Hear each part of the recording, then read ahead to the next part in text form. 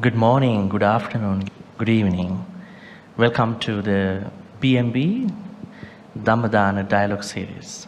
Today we are going to start off a new dialogue. In this dialogue we will be looking at the new trends of the Dhamma talk cultures and also the future of the Dhamma talk cultures. With me we have Professor Deegalle Mahinda Thero, and we have a very interesting meditation teacher from Sri Lanka.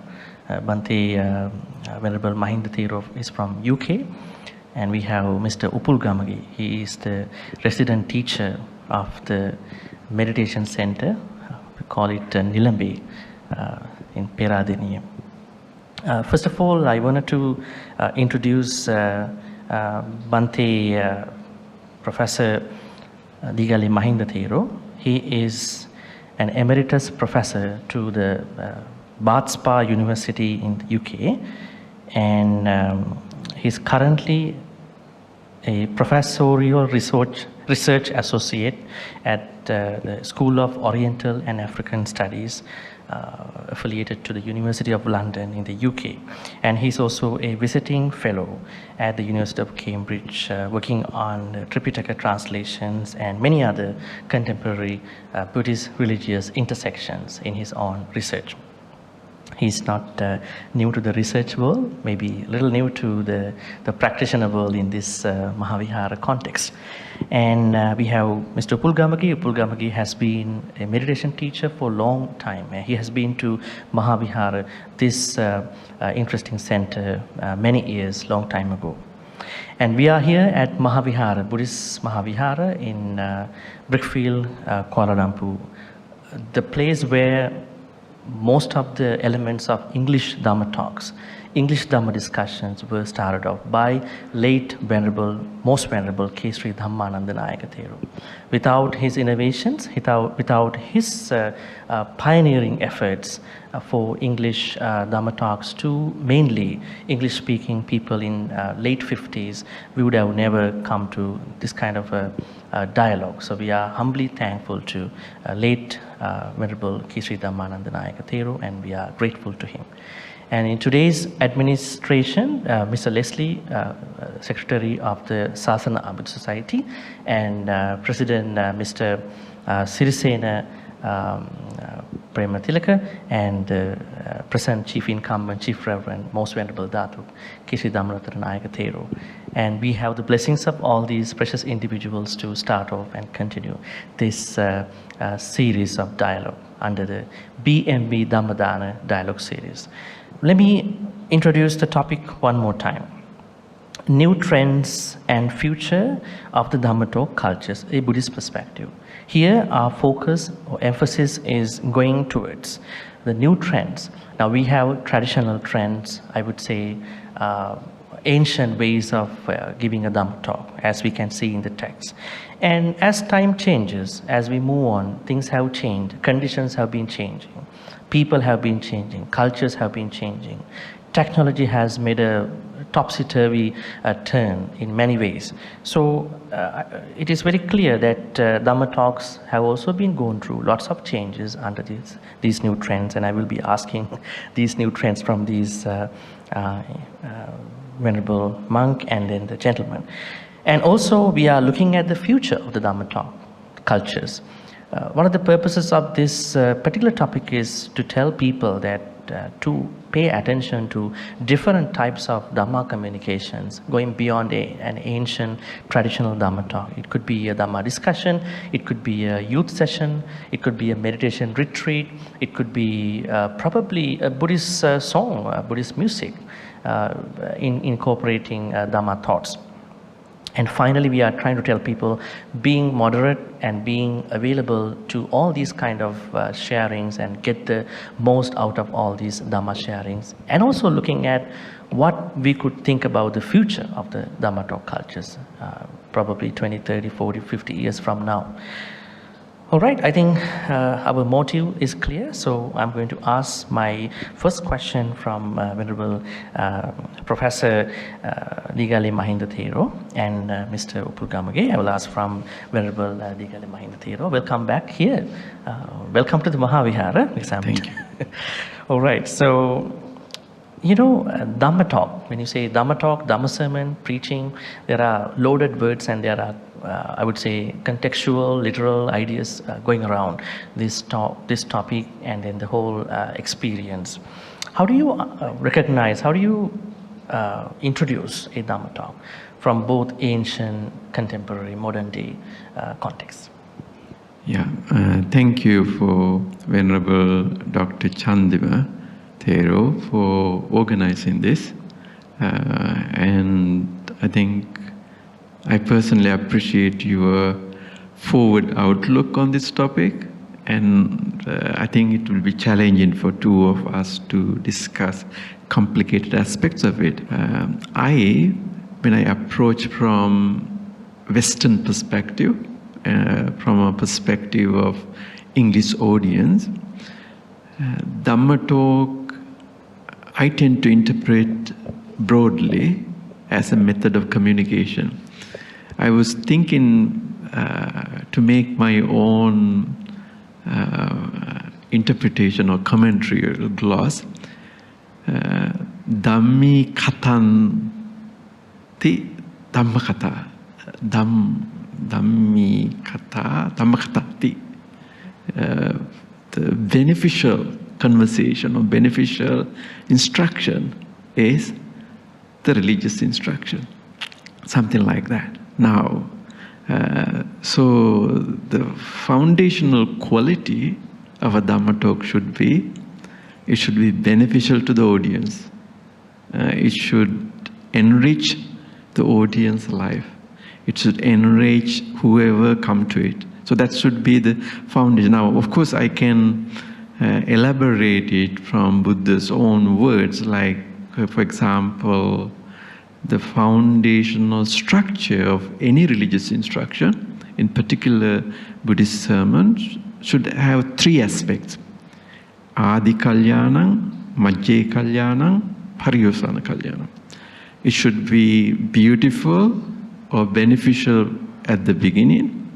It should be beneficial or healthier in the middle, and it should end with some beneficial conclusion so that it gives you a perspective to the listener. So there, the form is very important. The appearance is important. The attractive presentation is important part of it. And then the heart of it is the message. Of course, from Buddhist point of view, it should probably illustrate a key message of the Buddha.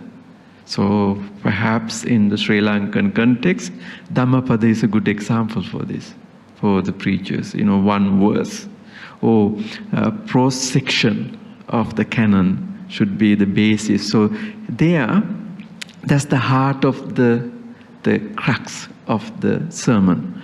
And of course, that should be, I think, any form of Dhamma communication. Now, of course, for this, we have two words, Dhamma Desana, that's mean delivering a sermon, or in Sri Lankan context, we have Bana, which is coming from the word speak, you know, probably around 9th century, 10th century has its origin. But it related to Bhanaka, the old Pali term. But basically, it's a word for public speaking. Speaking of Buddhist preacher. So there, of course, when we approach it from Sri Lankan tradition, Dhamma talk has many boundaries, many limitations, and many strict rules. Whereas when you approach from English-speaking world, it has a fluid boundaries rather than fixed boundaries. But in broadly, I would say communication of the Buddhist teaching is the primary purpose of any Dhamma talk, whether it's a discussion, performance, or public speaking event. Yeah, makes sense. Great. Mr. Upulgamage, now as Venerable Professor Mahinda Thero explained, that there are some boundaries, fixed or fluid boundaries, depending on where the Dhamma talk is going to happen. But if you look at the ancient context, how the Buddha handled his own ways of Dhamma talking, you know that he had certain ways of approaching people. He did not talk about Nibbana in the first place. It is said that he had an orderly speech, Anupuppi Kata, Dana Kata, Sila Kata, Sagga Kata. Dana means he first talked about generosity.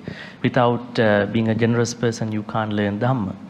Then about morality, Sila Kata. Then about heaven or whatever other things. Then the disadvantages of the karmas, and then the advantages of the renunciation. So he had an orderly way of delivering. And also he, sometimes he appreciated his close ideas, I would say, close venerables' abilities about Dhamma talking. Say for instance, Satcha Vibhanga Sutta Majjhima Nikaya. In that he says, in order for somebody to teach his Dhammacakkappavattana Sutta's essence, he recommended Arahant Sariputta, saying that he had Achikkana, Desana, Panyapana, Pattapana, Vivarana, Vibhajana, Uttanikam. So these are abilities of Dhamma talks. Finally, he says Uttanikam, making deep Dhamma teachings shallow. Dhamma is deep, but he's talking in a shallow way. Right? Achikkana means saying, Vivarana means explaining, Vibhajana means analyzing, synthesizing. So looking at all these, spectrums, it seems that there should have some, I would say contextual, probably technical ways of, giving a Dhamma talk.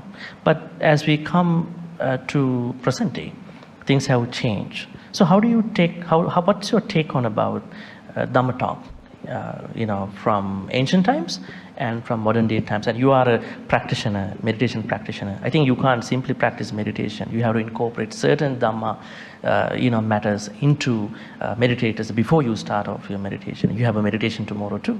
So what's your take on about it? Thanks, dear Bhante.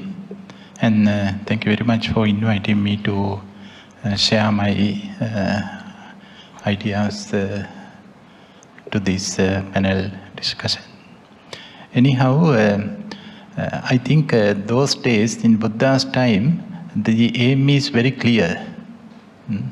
To help to the listener to understand him or herself clearly, and where are they, and what they are doing, and why they are experiencing conflicts in their life, and how to transform themselves, how to overcome their problems or suffering.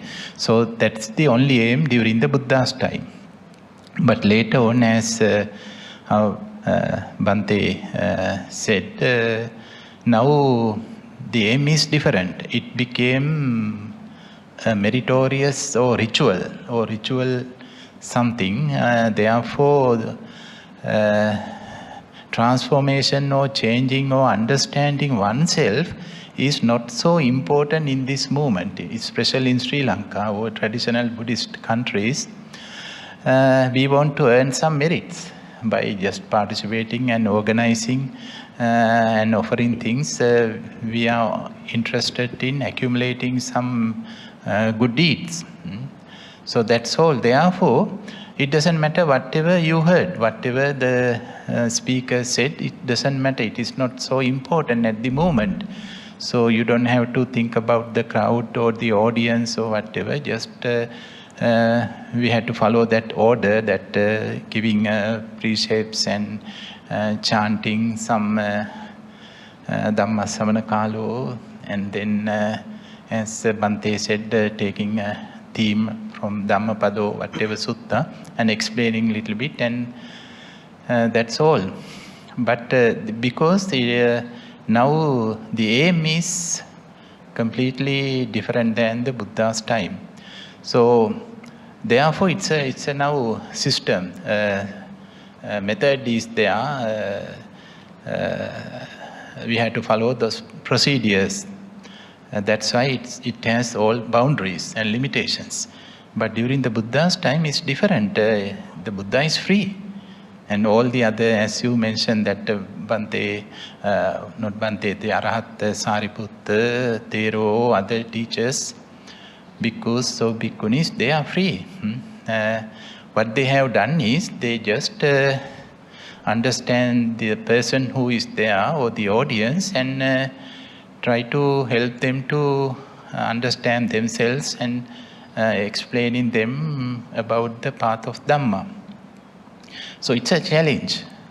I think Buddha has challenge, and all the other, those teachers had challenges. But now, no challenge at all. Just doing some ceremonial thing. But it goes well with the old generation. But for the modern generation or young generation, they don't like this type of preaching bana or giving sermons in this way. So they want to know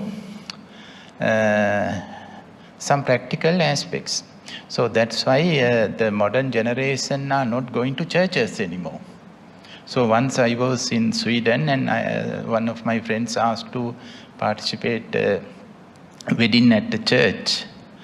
And then the priest was starting to give a long sermon, and in the halfway, they interrupt him and they said something in Swedish language and I couldn't understand.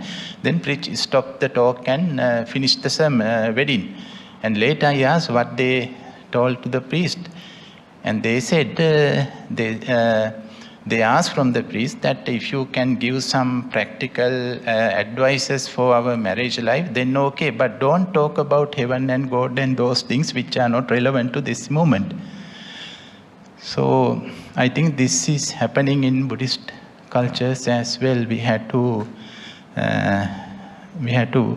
come down to the earth and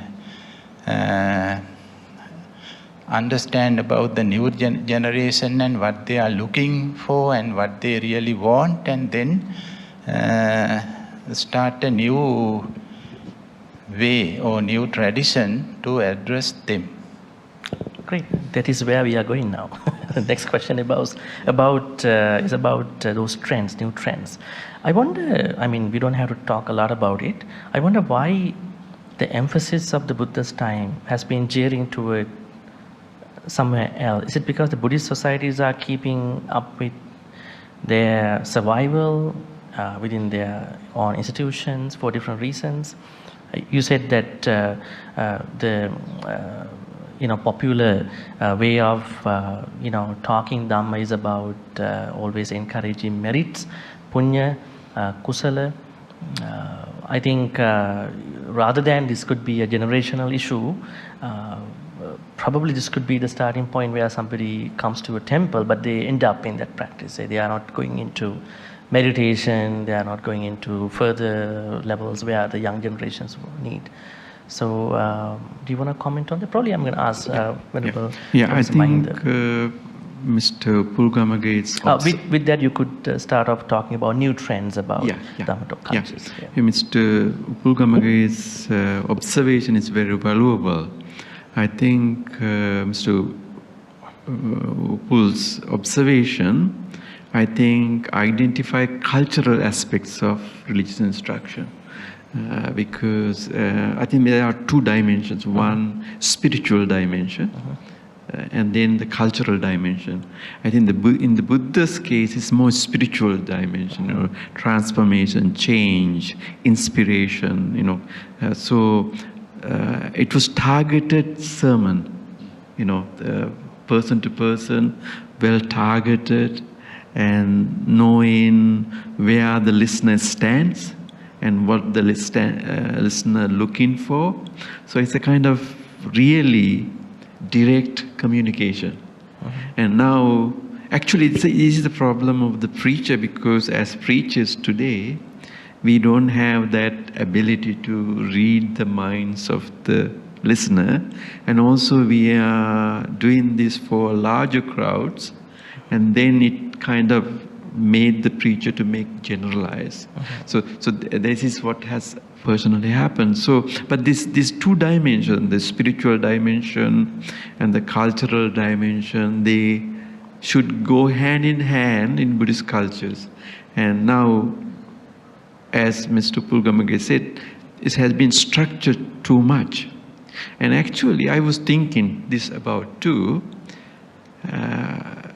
Academics call this Protestant Buddhism, this kind of thing, what happened in Sri Lanka, or what's happening in relation to sermon, is actually called Protestant Buddhism.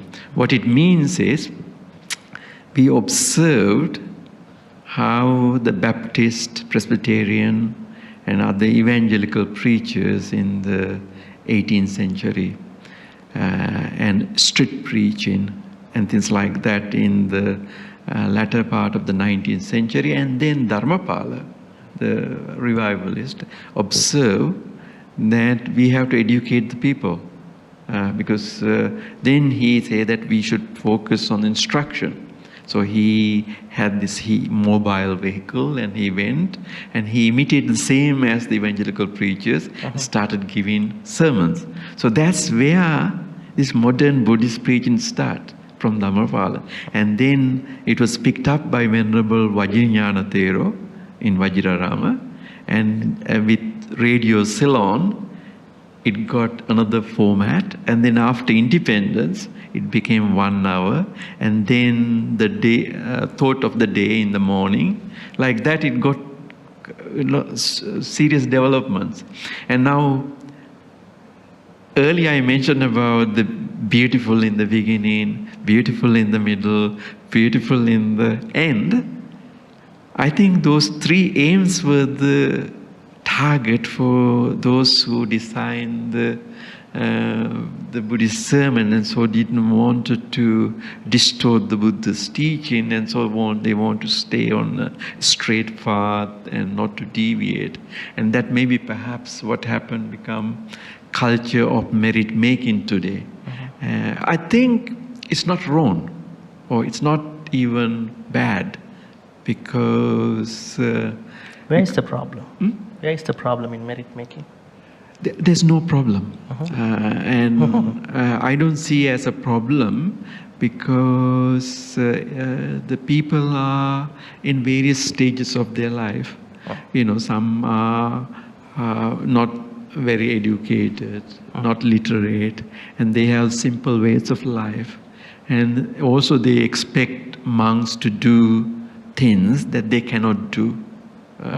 So one easy way of making their life comfortable is giving food to the monks and asking them to give a sermon, so that they can accrue merit, and which they cannot do themselves. So this is a kind of not a direct path, as we want, like the Buddha's time, go straight to the goal, but they go around it. But that's also like Anupubhikata, Dhanakata, Silakata, and so on, going around it. So rather than nothing, it's better to have it. But maybe what we could do is to improve the form, and perhaps add some question and answers, and also maybe the preacher to have a theme in the beginning and give brief 10 minutes, 15 minutes instruction, and say, I'm going to take a little bit break, think about this, and if you have questions in relation to your life, please ask, and then I will give you instructions from the Buddhist faculty, and then this spiritual transformation can occur, I think. And people say, I am going, I have a trouble with my children, my children are not treating me nicely. I have a problem in my office with my colleague. How I can apply Buddhism to address this situation? Can I use metta to address this situation? How should I work around it? Like that. I think that's actually not. It's not a problem of lay people. I think the preaching monks have to change the form, change the format of what we call Dhamma talk, especially in Sri Lanka, but also other. I mean, this is an interesting example. If you go to Thailand, for example, around November, at the end of the Vassana rain retreat time, they have something called Tet Mahachat. What it means actually is the preaching on the great birth. What it means is the preaching on the great birth means they perform the Vesantara Jataka, Buddha's last renunciation. And that is what found in Sri Lanka in the 18th century. We call it the two pulpit preaching, all-night sermons. And there's a link there, cultural element, music, dance, and use. So I think Sri Lankan situation is not unique. If you go into Thailand and so on, you can see the structure is even more rigid than Sri Lanka, much harder. But then when we talk about Sri Lanka and Thailand, but if you think about Japan, for example, they also have developed a preaching tradition. It's usually called Seppo. Seppo is the Japanese word for preaching, especially in the Jodo Shinsu. Jodo Shinsu is the Pure Land Buddhist schools. They have always 1 hour preaching. Of course, it's Protestant too, imitating Christian style, but variety of things similar to Sri Lanka, like brief discussions, conversations, and answers, and so on. So all cultures have this. Even Zen Buddhist monks give brief instructions during their sermons. So now what we have to, in our theme, communication has been there in Buddhism. Buddha says in the beginning, Charata Bhikkhave Charikang Bahujana Hitaya Bahujana Sukhaya Attaya Hitaya Sukhaya Demanusana. Monks travel. That's the key word, travel. But what is the purpose of travel? To work for the benefit of the people. How the monks work for the people? Instructing, giving, Dhammi Kata, here I translated as, rather than righteous talk, beneficial talk. Dhammi Kata means beneficial talk, a conversation that enhances the listener's life. So Dhammi Kata, Dhamma Katati, kind of beneficial talk as religious instruction. So communication, so the monks were, on the way they made other people's life is giving religious instruction, as Mr. Pulgamuge said, that you understand the listener and you kind of have a targeted delivery. So Dhammakata or Dhamma talk is foundational, the central element of the Buddhist tradition, in whatever form it takes. Can you also identify the challenges, I would say new trends of the Dhamma talk cultures with your answer? New trends. Yeah, what are the new trends going on now? I think we're still talking about the definitive side of the Dhamma talk, but what could you see as new trends in the Dhamma talk cultures compared to that ancient time nowadays? As you said, I think you said about Japan, Thailand, Sri Lanka. You were looking at the nature of the Dhamma talk. So could you also elaborate on the new trends that have been popping up through the definitions of the Dhamma talk? I mean, what are the new things that monks, nuns, lay speakers have been utilizing to make Dhamma communication in today's world? Yeah, I think this the dynamics in the preaching or giving instruction found in everywhere, even in the Western world. Perhaps maybe 10, 15 years ago or 30 years ago, you won't hear many Pali words in the Dhamma talks. But now, the knowledge of the Pali, Sanskrit has widespread, or Tibetan or Japanese. These technical terms appears Everybody has access to Dhamma nowadays online. At that time, only books were in the temple, right? That's right. And they had not access to those books. And also people travel to Asian countries and become ordained and have friends and they acquire. So Dhamma discussion now in the West has been enriched with language expertise. Now people will ask, should we translate dukkha only as suffering? Is it adequate? Yeah, we will talk about that in the next question about challenges of this new trends. So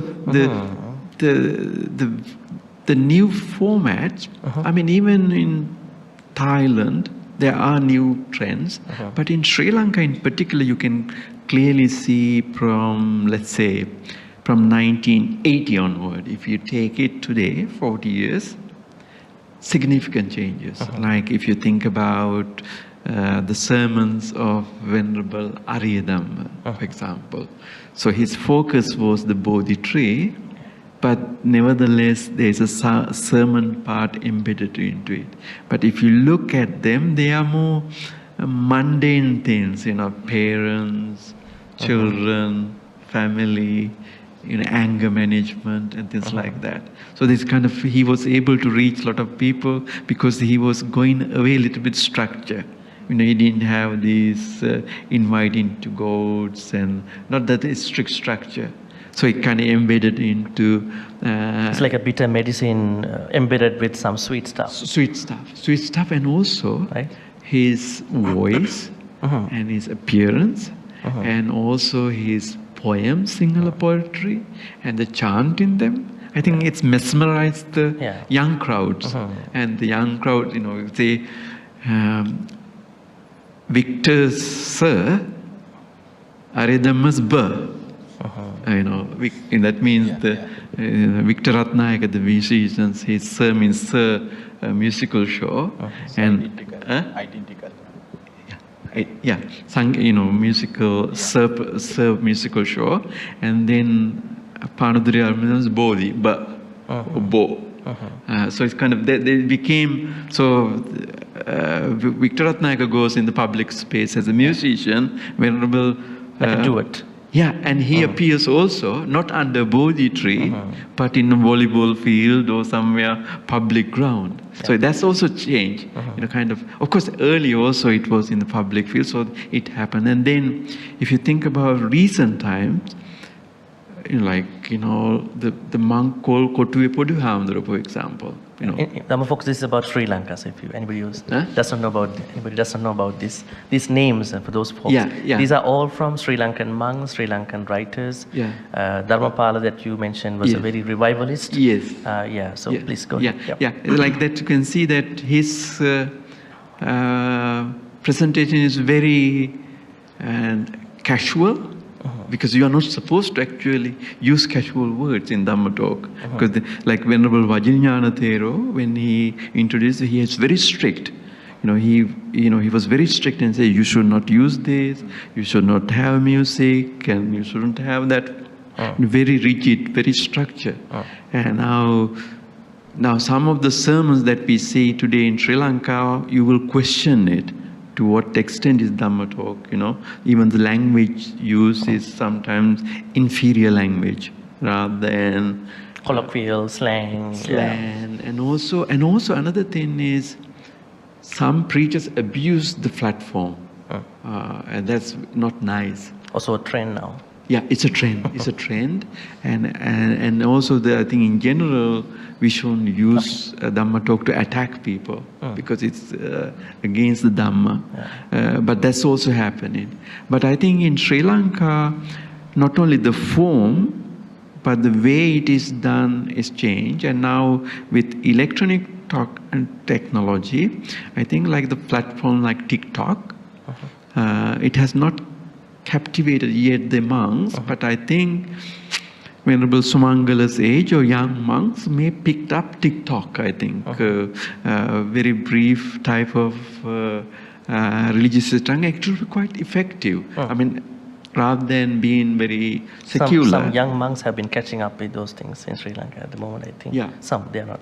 And it could be very effective because I wanted to mention also, neither monks or lay people have time now.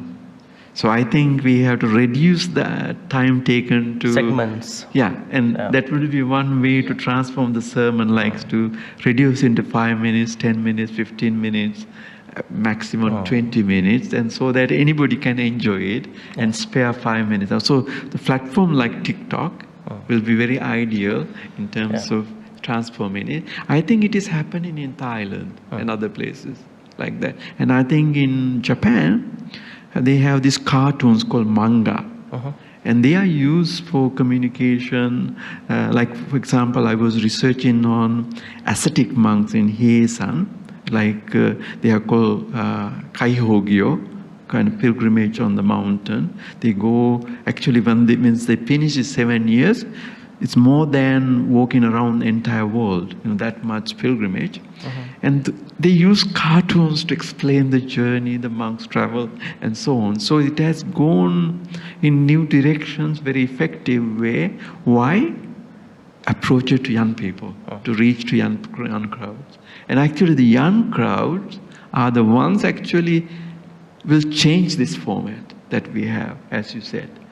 The young people are not interested to fit into this merit making. So I think we have to devise new forms and also address the issues that they are facing. And I think that has to be done, I think.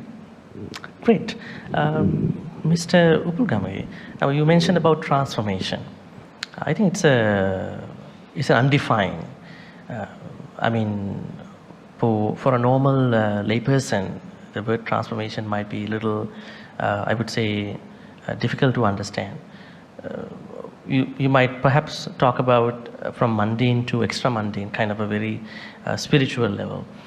What if somebody asks you, can I transform myself from being a non-generous person into a generous person? A non-meritorious person into a meritorious person. So where is the thin line here? How do we draw between these two? So we had to be specific about this word transformation. So how do we do that? Mundane life and extra mundane life. Yeah, well, that's the turning point. That's the significant difference between teaching Dhamma and teaching other subjects. So if the Buddhism becomes another subject as physics or geography, then it is just transporting knowledge. Nobody expects any transformation by learning geography. So unfortunately, Buddhism or teaching Buddhism or preaching Buddhism became like that, another subject. So nobody expects, even from the teachers, nobody expects practical life. No student expect a physics professor should live according to the physics. So same thing now, nobody expect teachers to live in order to the teachings of what they are talking.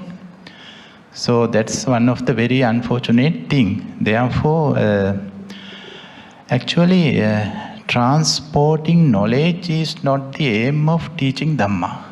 Even during the Buddha's time, the Buddha deeply criticized it. Say, tuccho potilo. Tuccho potilo means he's empty. Yeah, his knowledge is full, but somehow his life is empty. But knowledge is encouraged, but at a certain point one has to transform, right? Yeah, exactly. How do you elaborate on that? Yeah, that's the basic thing. We need some knowledge, of course. What kind of knowledge?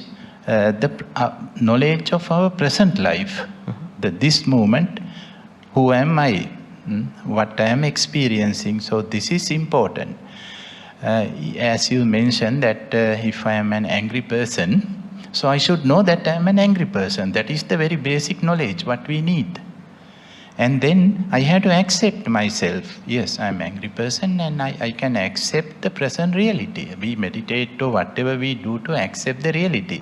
So this is the very basic reality, what we have to accept. Yes, I am an angry person. I can accept my present reality. But then I need some kind of guidance or support to change myself. So we had to give that link, the bridge to them. Makes sense. Yes. So can you also share with us about new trends, as Bhante mentioned, new trends in your own way? What are the new trends in the Dhamma talk cultures as you experience? Yeah,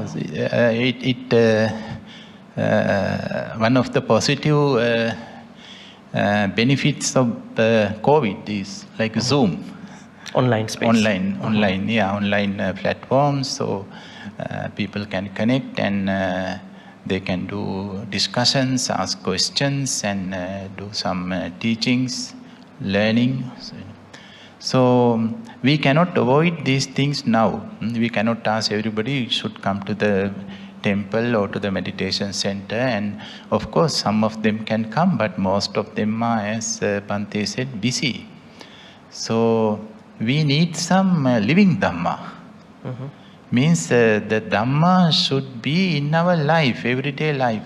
Before we thought Dhamma is in the temple, not in our home. But now we had to bring the Dhamma into the home, into the normal life.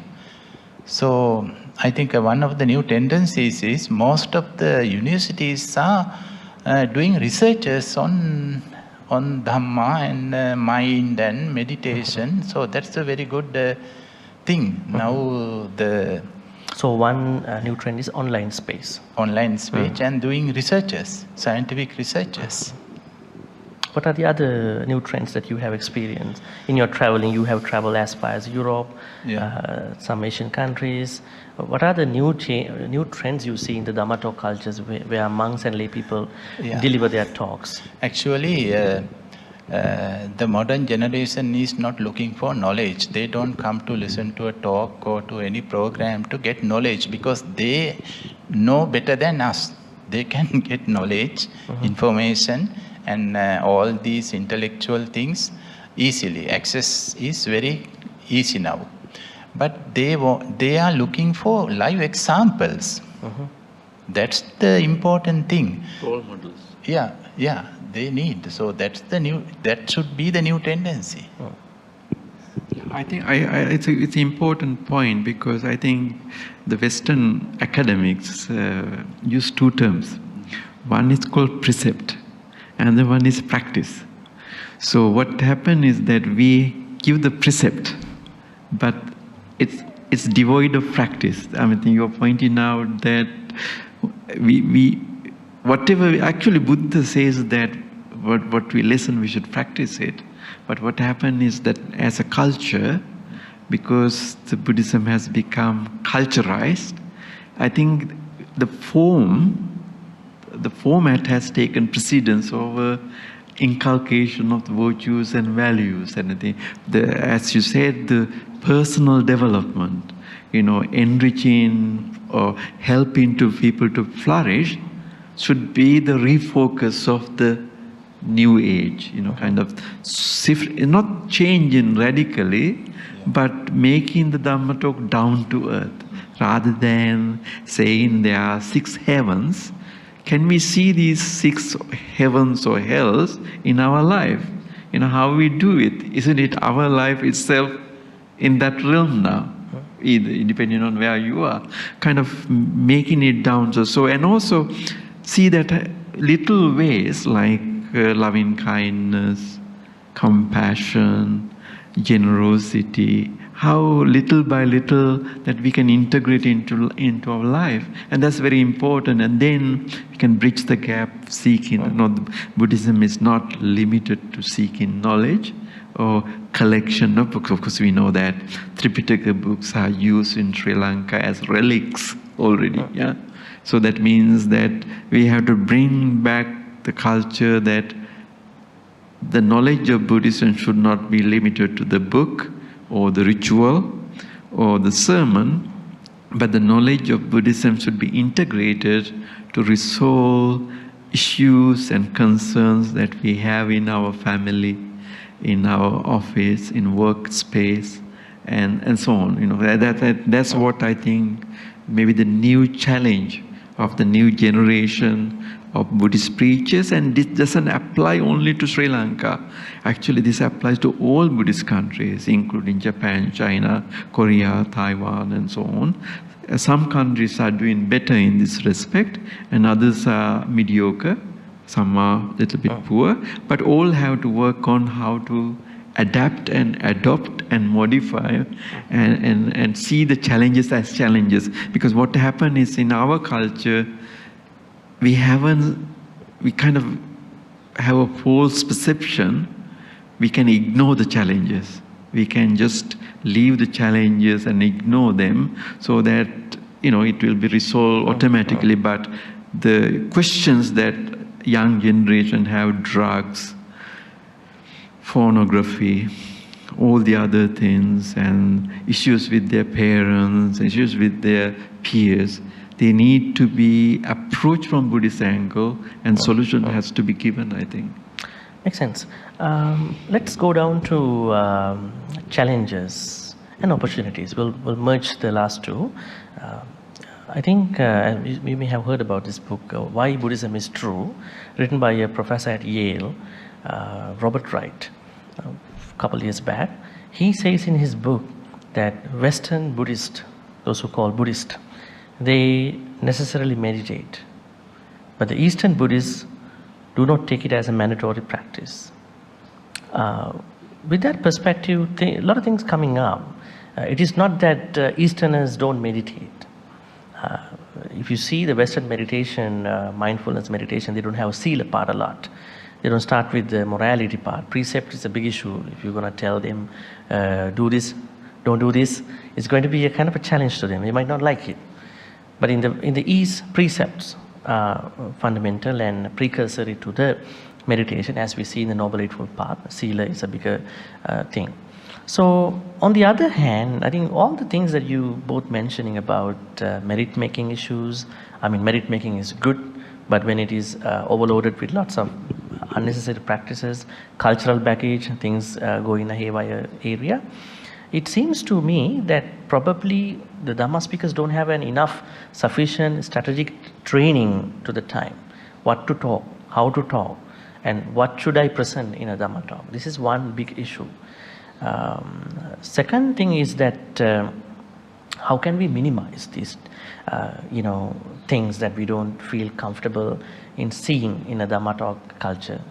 Probably I would say, are we really addressing real issues in today's world? As Bhante mentioned, drug issues. It is difficult, no? Like, for example, sex education.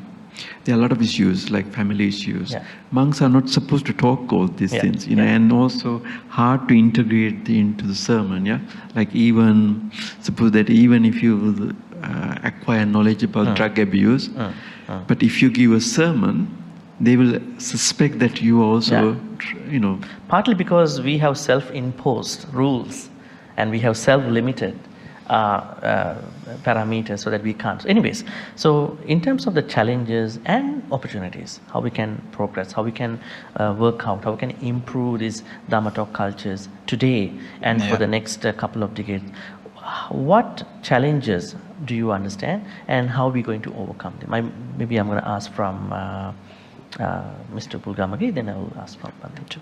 Yeah. Well, actually, I can't see any challenges. Actually, no challenges. Only demand is there. High demand is there, and we are not. Challenges to the old way of thinking, Buddhist communities. Here, all the challenges are here, not there. So they are waiting. The whole world is waiting, and we are not ready. That's the thing. So we should be ready, we should be qualified for that. Qualified means, what are the qualifications? The first thing is, we should know the taste of Dhamma. So it's not a word, taste, Dhamma rasa. So we have to experience it, and after experiencing even a bit of taste of Dhamma, then we know what we are going to share. So we have to share our experiences. That's the thing. The modern world is looking for this. Are you experiencing what you are teaching? They ask this question, even though they don't ask it directly, but they are interested in, are you experiencing what you are talking on? So Dhamma talk has to be self-empirical about what Yeah. he's going to say. Exactly. Okay. Exactly. So how does that go with the present society, monks, Dhamma speakers? How does it work actually? Let's talk about opportunities where they can improve. yeah, therefore, Young monks, middle-aged monks, senior monks, how can they improve those challenges? well, it is not challenge if we are only giving those talks, Dhamma talks or Bana in our temples in the traditional way. Then actually no challenge, and people expect, and finally sadhu, sadhu, sadhu, and happy. And that's good. The culture needs these things, and that's good. But that's why most of young people are not coming to listen to those things. And actually it's a problem, because they don't take Buddhism as a solution for their current problems. If That's somebody why- suggests, Yeah. if the temple can cater different Dhamma talk cultures to different audiences differently, we have to do it. young people differently, Yeah. and elderly folks differently, small Of course. children differently, because if they take one big approach to everybody, it might not. No, it's not possible. Yeah, And fitting. as Bhante said about sex education, we are giving precepts. The third precept is, we have to explain what the third precept is. Without It's explaining undefined this, all the time. Yeah, It's yeah. undefined. Some monks are like kind of looking this way. I'm not going to say that. Yeah. It's very vulgar to me, Some people say like that. And also, I mean, even that third precepts, Yeah. very few people think the plural meaning in it, kamesu. That's in Pali, it's a locative case plural. So it's not a single thing. And it comes very much to the meditation in that way. Yeah. All your senses. Kamachanda. Yeah. Yeah. So it's kind of even explaining those basic things can bring meaning to your life. Yeah, exactly. Yeah. Please True, go on. very true. So understand the target audience. It's Yeah. very important in the Dhamma talk culture. Who is going to understand that? Who is going to recognize these things? Should it come from senior Sangha, or somebody has to make it, right? At a certain point. Well, whomever, Yeah. yeah, we have to start it. No, Start this, we yeah. can't blame anyone. To blame anyone, we have to do it. If we are, if you have karuna, compassion, then we have to do it. In Malaysia, they have Dhammadutta section of each center. Each Buddhist centers have a Dhammadutta center. There's an ESCO person. This person is the one who is organizing, inviting monks, and so things like that happen here. It's good. So they invite different sangha to different audiences, lay speakers to different audiences. And also different institutes. I mean, they're like a drug rehabilitation centers. They are looking for counselors, Buddhist counselors. So, and the prisoners in the prison, they are looking for Buddhist counselors. Yeah. So we have to find a way to train. At that point, that person speaker has to know both prisoning, correctional facility, as well as Buddhism.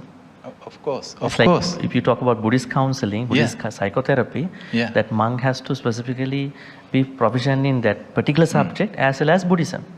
Yeah. So I think this is a very, overall project, I think. Yeah. Of course. So we didn't do it. That's why there is a huge gap in our society. Not only gap, huge vacuum is there. And that's why we are going for Western counseling, Western psychology, so and so. When somebody came to me in Ottawa, this person has been going to many psychologists. He said, all psychologists come and see monks over here. So it's really, I haven't found my answer. Anyway, Bhante, Professor Mahinda, Thero, Yeah, I think you guys. I wanted to present a question and then you can answer. Yeah. Thank you. I think it's Can we bring up the education, monastic education side to these challenges and opportunities? Now, as you and I know, and most of the monks know, in Sri Lankan Buddhist education, meditation is not a part of that education. If you look at the Pirivena, Samanera Pirivena, they don't even do meditation, even for a short time. So they don't know how to sit, and sitting is a very big challenge for them. So Sri Lankan monks often get a very bad criticism from other Sangha that you don't know how to meditate. and you only talk about suttas and all that. This is one issue. Second is that how can we improve this monastic education to a level, especially university education. There are so many universities in Sri Lanka for Buddhism, Pali, and so many institutes. There are many educated Sangha, self-called Sangha or maybe reputed Sangha. But what are your suggestions for them to incorporate these challenges? Yeah, thank you. I think here in our theme of communication, we can consider three things, perhaps two. The monastic school, Dhamma school, and the school.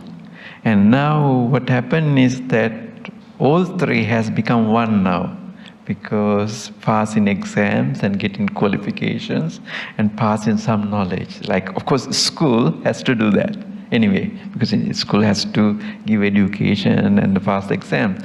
And then monastic education and Dhamma school education should be different.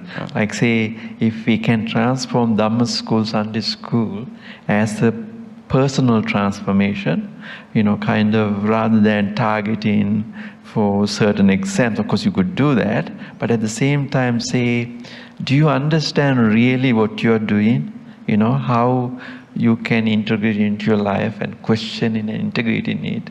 And that, I think maybe the Dhamma school should be the foundation of self-transformation in Sri Lanka. And it's not happening more effectively. Maybe that's where the ground seeds have to be. Why is it not happening in the Dhamma school? Because it's... every temple has a Dhamma school. But I think Dhamma school came in a historical context.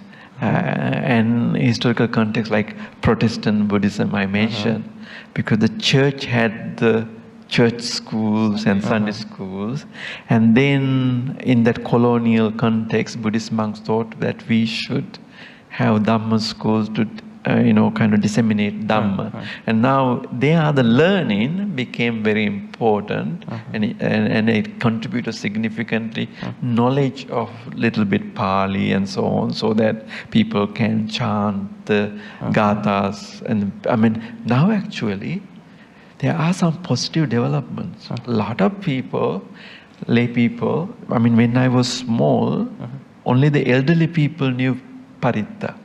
But now young generation know a lot of parittas by heart, Metta Sutta and so on, and the Gathas. And so that's a very positive development. I think we should appreciate that also.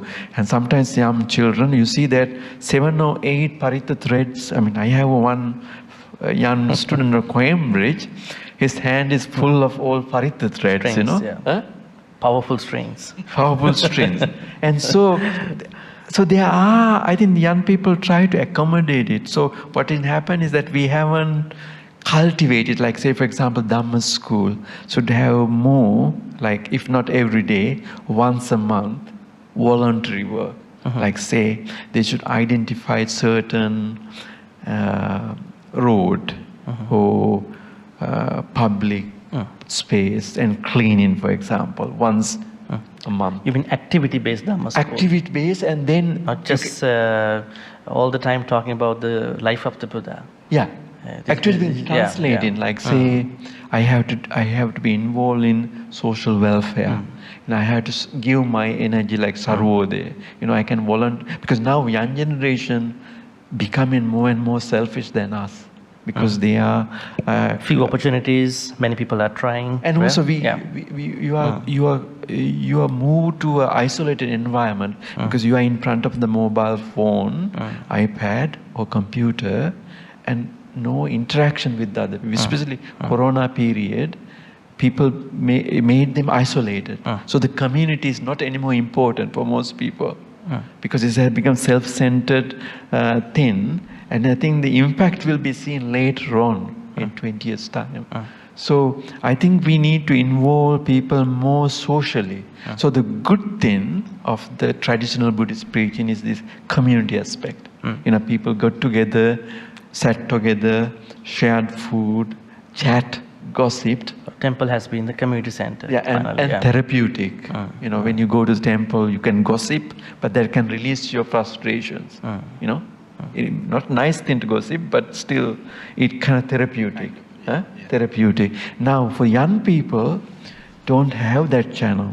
More or less it's close enough because young students are becoming isolated and so on. So there, this transformation, engaging them, involved with the community and translating them that, once a month or few hours devoting time is good. Now, even the university is a problem.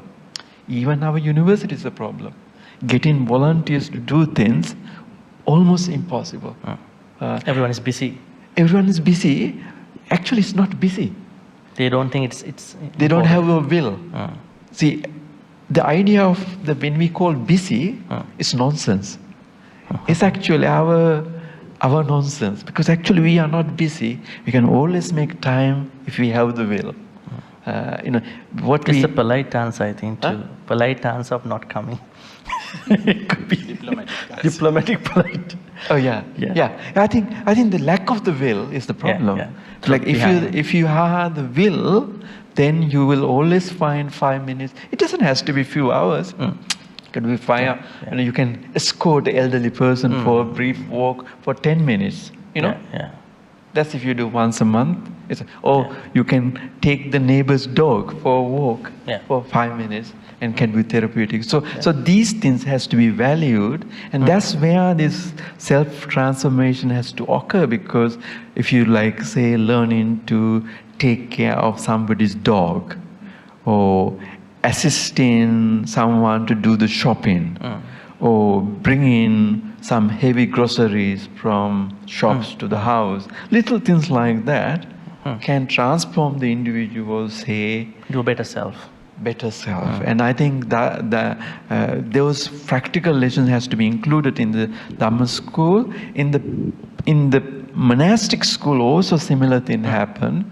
Now, when we were small, we didn't have any gadgets at all. But now, in 15-year young monk have many resources. Wealth is there, technology is there, and there's a vulnerability for abuse is there too. So there, I think we have to kind of guide them also for voluntary work, and also tell that you need a private time to sit and observe yourself, understand yourself, challenge yourself, and ask question: who am I? Why am I in the robe? What I am going to do in 10 years? What I will become when I become 50? Ask those serious questions. I think if we enable them to ask this question, then transformation occurs automatically. Nobody has to postpone it. What happens is that our system doesn't encourage them to raise that question, or don't facilitate or create an environment that they can raise the question, because nobody explained them why learning Pali is important, for example. I have been telling other monks that, why don't you learn Chandas and Alankara, the meters and so on. I myself is very fascinated with that, because poetry and, things like that I'm interested in. And I see that this discipline is in decline. Their decline, and even little things like Sinhala writing, for example, is in decline.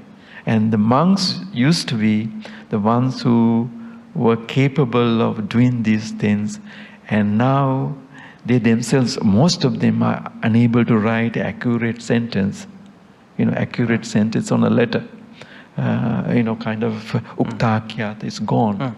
So this is the decline of the monastic education, and of course the meditation has to be important part of it. Now also meditation here, I have a broader understanding of course monks do meditate, for example, if you sweep the compound like we did earlier, if you think about the way stylish way.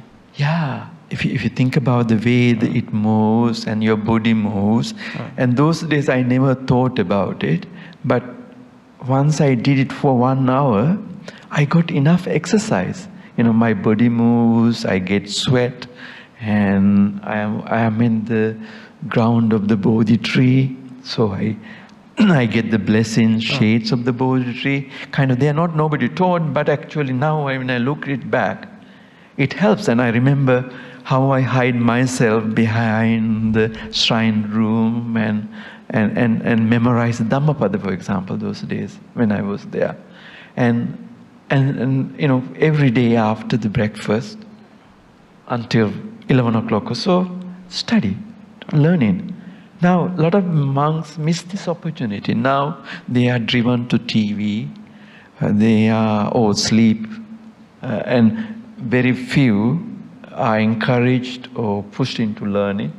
And so there a lot of work needs to be done, I think. And also, like say, when we chant, Puji mi buddhang kusumena nena, beautiful poem. You know, with nice meter, you can see it. And if you reflect upon it, it talks about flowers, blooming flowers, how beautiful they are. You know, they are transient, they fade away.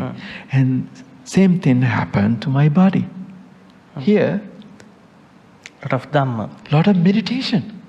Lot of self-transformation and understanding the foundational teaching of the Buddhism impermanence. And now that's meditation. And it doesn't have to be necessarily sit on the lotus position. So I think also we have to broaden this understanding what we mean by meditation. And then explain, like say, like here for example, when we eat, the monks, we chant Patisankha yoniso pindapatang patisevami nevadavaya namadaya namandanaya. You know, if young novice understand this, digest this, there is this meditation. You know, I eat mindfully and I eat this food just to keep my body going. And that's not for beautifying it, to make more muscles or anything, but you know, just to keep Dhamma going. That's meditation there, and reflection on the food there. And actually within the tradition we have those things. We have these things, but we haven't educated them to see it integrated into the life. So that part I think need to be done in the monastic education. Okay, great. Last question to both of you as we pass some time over here. So Bhante, Professor Mahinda talked about challenges, opportunities. So you can sort of go over that side and then you can conclude. But also by giving suggestions about the future of the Dhammadutta cultures. Challenges, opportunities, and the future. I will ask the second question from Bhante. What is the future? Because you already discussed about challenges and opportunities. So challenges, looking at the challenges, opportunities of the Dhammadutta cultures shared by Dhammadutta speakers, monks, lay people, and all these other dynamics. What could be the future like for the Dhamma talk, Dhamma talks, Dhamma sharing, Dhamma preaching, Dhamma poems, gathas? What will be the future like? What should the devotees, what should the practitioners expect in the next 5 to 10, maybe 20, 40 years from now? We are not at the peak of the technology yet. Yeah. Well, and you can do your conclusion with that answer. Yeah. As Bhante Professor said, mentioned this, that actually my experience is young monks are interested in Dhamma, in practicing Dhamma and also sharing Dhamma and helping others. But somehow they miss certain applications. So therefore we had to help them. Really, we had to help them instead of criticizing or blaming them. I know personally that most of young monks are really interested in practicing Dhamma and also sharing the Dhamma. Like Dhammadutta. Do many monks come to your meditation center? Yeah, and also they invite How many monks me. you get every month? It depends on Wow. them, but they also invite me to come to their places. centers too. And But yeah, they come and stay a couple of Yeah, days. Okay. yeah. Okay. Good. You were there. Yeah, I was there. Oh, you see, living examples. Okay, go ahead. So therefore, I really respect them. I don't criticize monks, even young or old man, because they do whatever they know. They and can, whatever they yeah. can. No, they can do many things, but they know only Certain limited areas. Yeah, limited areas. Therefore, we had to train especially our young monks to cultivate certain skills, like language skills, and also the taste of Dhamma. This is most important thing, how to experience the taste of Dhamma, because otherwise we think it's some kind of, it's a pain, it's a suffering. We are suffering because of Dhamma, because of Sila, but actually it's a pleasure, not suffering.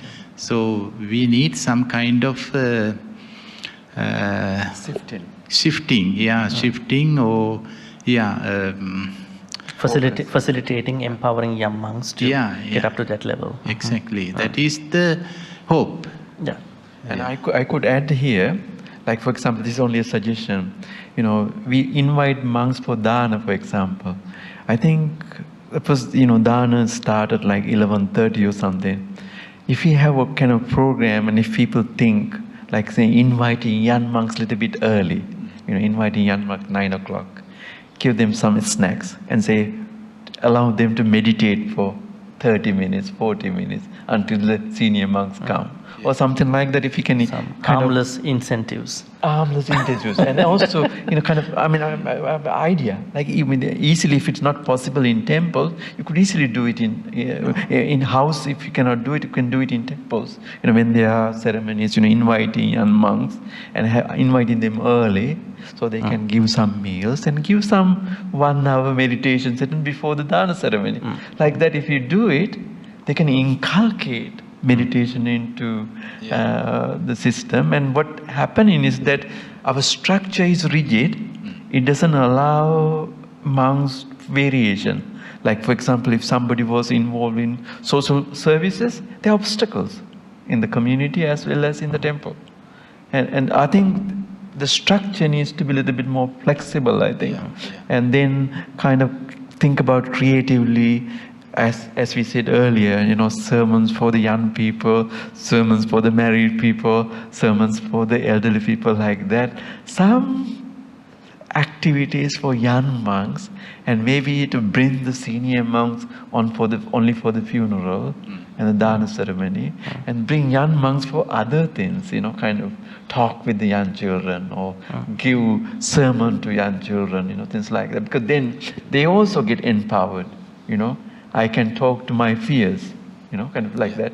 So kind of we have to think about new way of bonding them, young people bonding with young monks, and they have similar necessities and similar issues and similar learning platforms and things like that. Yeah, what do you think, Mr. Paul? Yeah, of course, and I really appreciate about your previous suggestion that action part.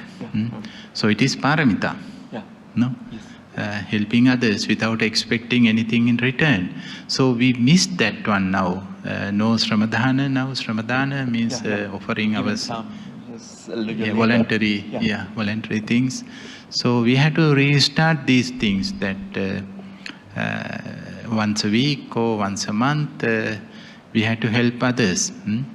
That is part of the parami. So if you explain in this way, it's parami, you are fulfilling some of Buddhahood qualities by just sweeping the road. Can you by that way we can create a clean environment. Like say for example, in Sri Lanka, when I go to Sri Lanka with visitors, I go around the country. So I go to Nilaweli and Hikkadu and so on. I'm shocked how many plastic bottles are on the beach, for example. These things actually could be voluntary organizations. If they take a turn, they could clean up. Of course, you cannot prevent people throwing them, but a neighboring association could do that. Things like that would be great. So how do Dhamma talk cultures help these things? Encouraging, and then we have to go to the Maitri Varna, for example. So then that means Dhamma speakers have to incorporate these aspects in their Dhamma talks, recycling, how to properly recycle, how to clean after you, how to go for a green culture, right? Yeah, contemporary. It is called Desana. Pali word is Desana. And Desana is a Patiharya, miracle. You can do miracles by Desana. So miracle means these things. Only if you present the proper context. Yeah, proper context, and you have to do it. Whatever you say, you have to do it. So if you say clean the environment, you have to start. Then the other followers come. So along these lines, what will be the future of Dhamma talks in next couple of years, 10 to 20 years? And you can conclude with that. Well, if you really address, supposedly if the real issues are really addressed by the Dhamma talk cultures, by the speakers, whoever, what would Buddhism be, undergone at that point in the future? Yeah, we are happy to say that Buddhism has solutions for every problem, each problem, not in this human world, universal. So we had to explain these things. Yes, whatever you have a problem, there is a solution in Buddhism. So problems are there, solutions are there, but no link. So we had to find a way to bridge the link. So that is the future. Thank you. Bhante, so what's your conclusion? Thank you.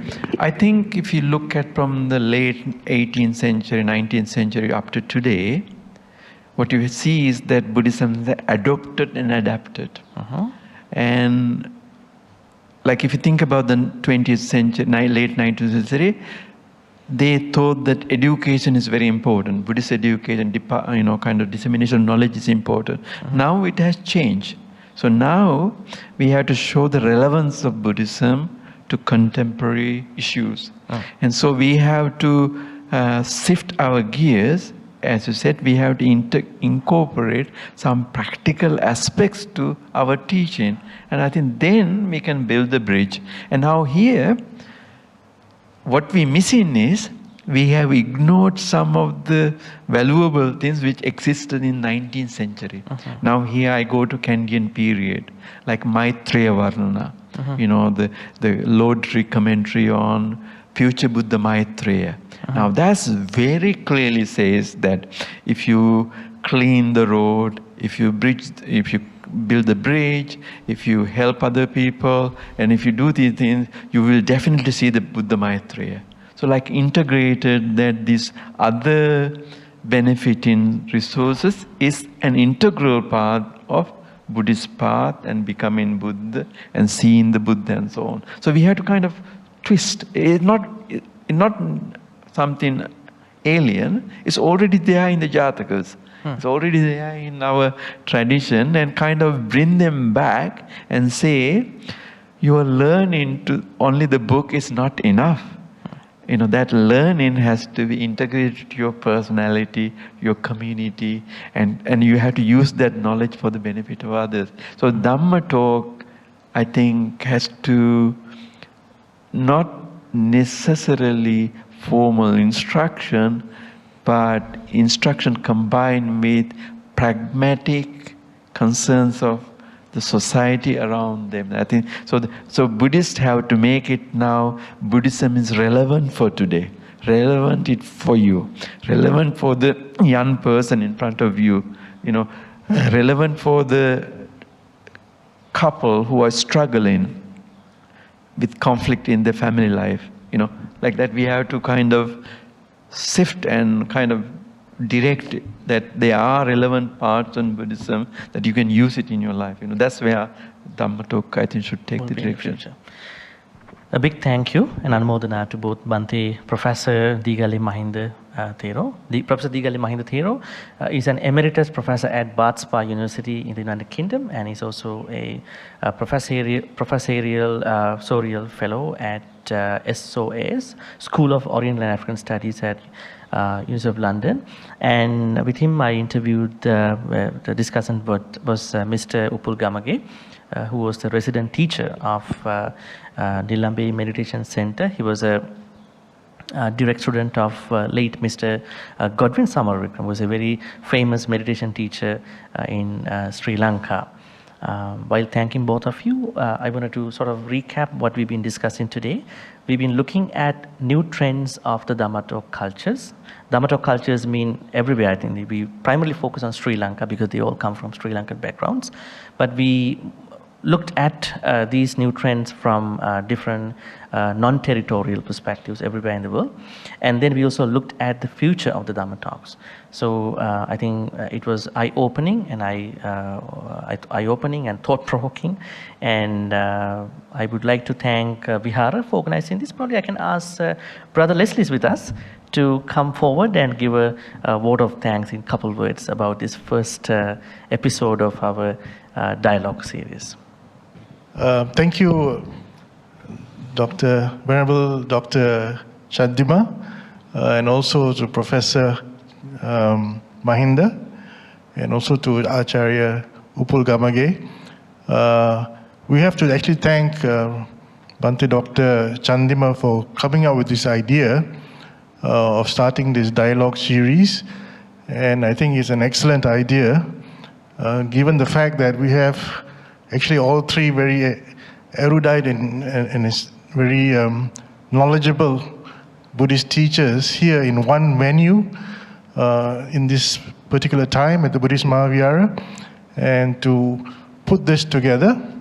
And I think this is going to be a catalyst for the future in the Dhammadutta series that we have here at the Buddhist Maha Vihara. And Bhante, we would like to thank you for taking this initiative to start this, and I'm sure we will like to carry this on. We can do this online and in other formats. And I think that today's topic was very relevant, and because we here at the Buddhist Maha Vihara predominantly Dhamma-based preaching kind of an institute or an institution, and the subject matter that was discussed is very relevant to us, and especially the future trends, I think will be something that we have to take note of and make amends as we go along in the future of Dhamma propagation here at the Buddhist Maha Vihara, and especially in Malaysia. So once again, on behalf of the Committee of Management and the monks of the Buddhist Maha Vihara, let me take this opportunity to thank Bhante Dr. Chandima and Professor Mahinda and Acharya Upul Gamage for this wonderful sharing this afternoon. Sadhu. With that note, on behalf of Buddhist Maha Vihara, we would like to let you know, please stay with the Maha Vihara. It is the center, it's a hub of the Dhamma talks, Dhamma sharings for many years, many decades, for the next dialogue coming up probably in a couple of months, maybe so. Thank you. Have a good day.